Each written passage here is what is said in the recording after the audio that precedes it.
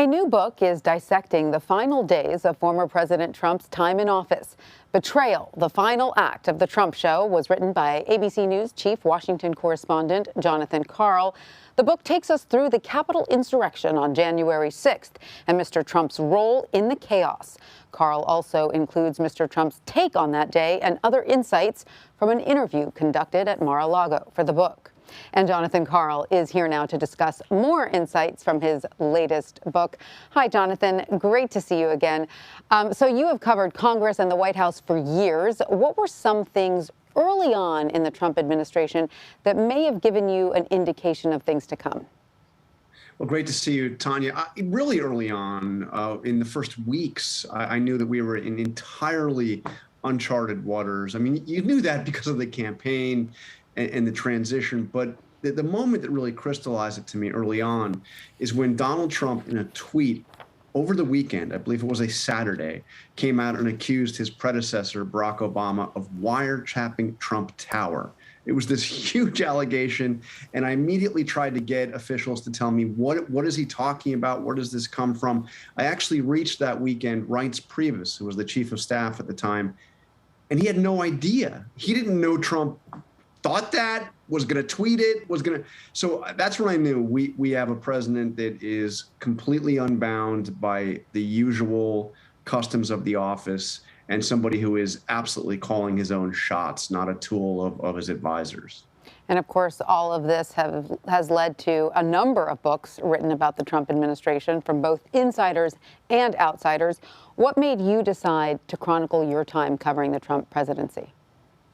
Well, I realized that, this is book two. I wrote front row at the Trump show because I realized I was witnessing something unlike anything we had ever seen in American history. And I had a unique vantage point on it because I had known Donald Trump as far back as 1994.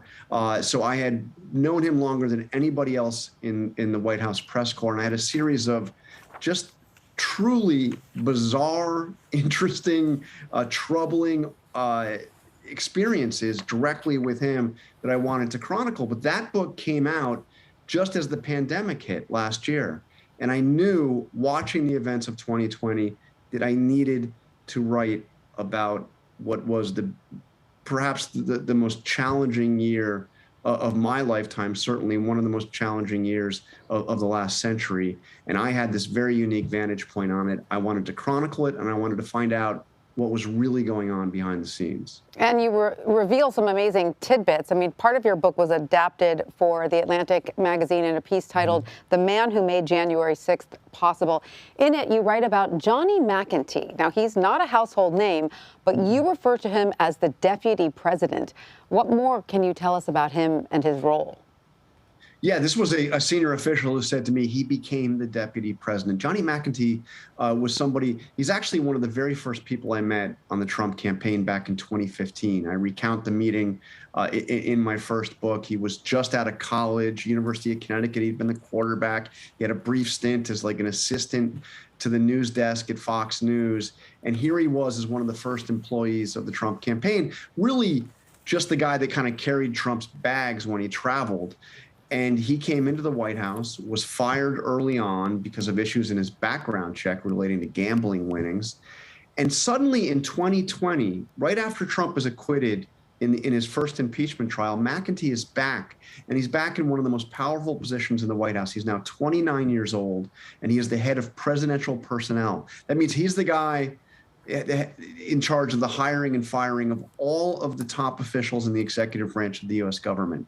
More than 4,000 employees, from cabinet secretaries to the head of the intelligence agencies to ambassadors. And he uses that job, basically, I sketched this out in detail, to conduct a purge of the executive branch, to root out anybody who is remotely disloyal or not sufficiently enthusiastic in their loyalty towards Donald Trump. And it's in a story that most people had no idea what was going on, even if they knew that something like this was happening, didn't know the extent of it.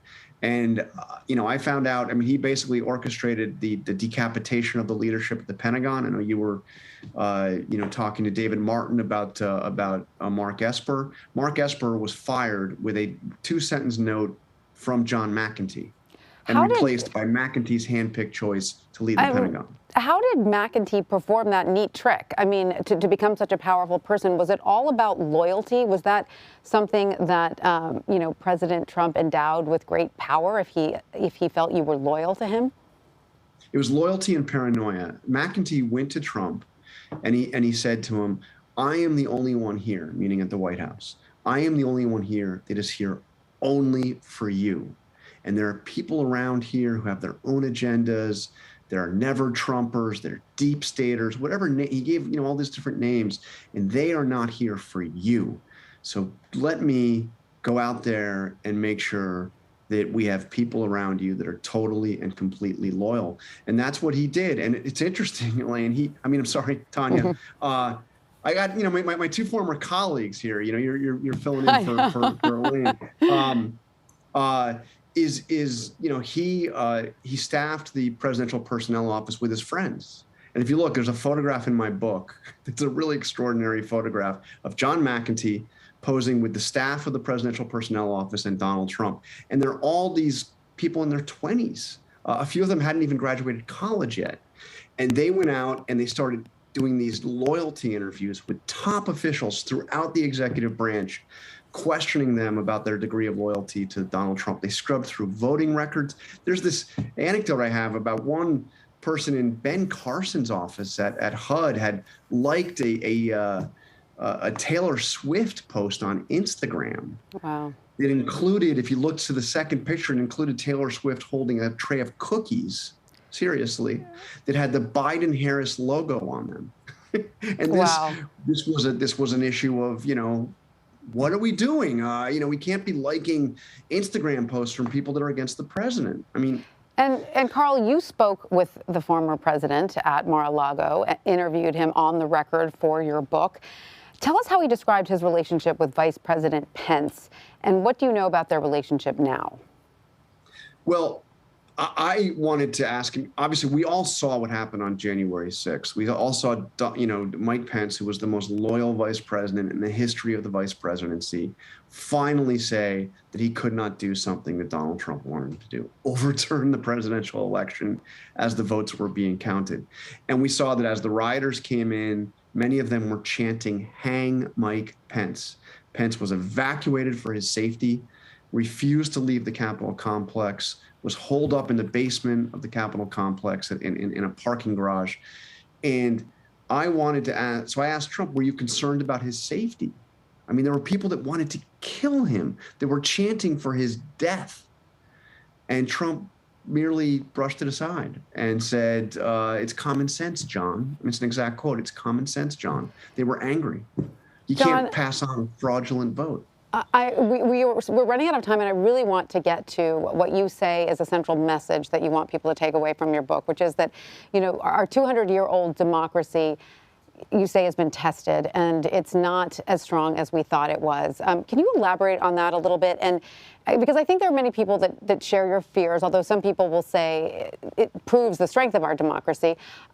What would you say to people who share your fears and want to know what they should be doing to sort of recharge our fragile democracy?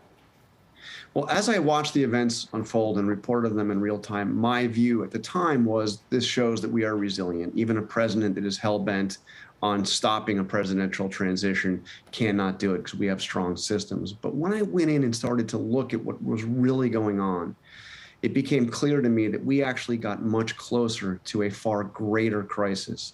And it was a few people along the way who you would never really expect to be the profiles and courage who would save the country from crisis, who stood up and refused to follow Donald Trump's wishes. Pence is the most obvious and high-profile example, but there are others. There's obviously Brad Raffensperger, the Secretary of State of Georgia, who resisted tremendous pressure and threats to keep and certify the results in Georgia.